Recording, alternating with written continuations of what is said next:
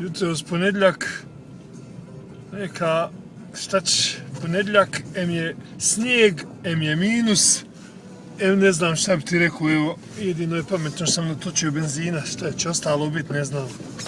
Nemam šta puno reći, osim eto jutros nađo jednu sliku onog magarca na fejsu, kako su ga stavili na brod, pa se sjetio od ovog kuma s Visa, jedne provale s magarcom, odnosno kako su životinje pametne, a kako su ljudi zajebani.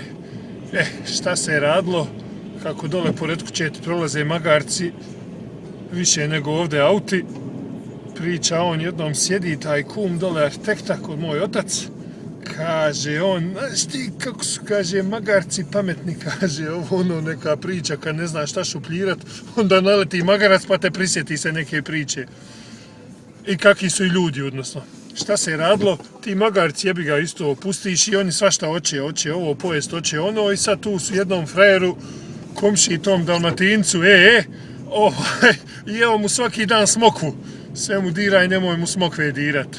I on je to svaki dan njemu prođe i ovaj se dosjeti taj dole s mora i on ti, šta će, udice on uzme i stavi u smokvu udice. Da magarac kad pojede, jebi ga da pojede onu udicu, možeš misliti kakvi su ljudi.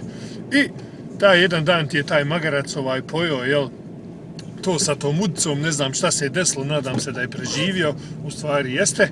I kasnije magarac ko pametan, on je znao čija je smokva i šta je, i on ti je samo vrebo, kad taj dođe da bere smokve, on ti je brao smokve, magarac je njemu prišuljio i odgrizao mu uho, prišao mu i odgrizao mu uho.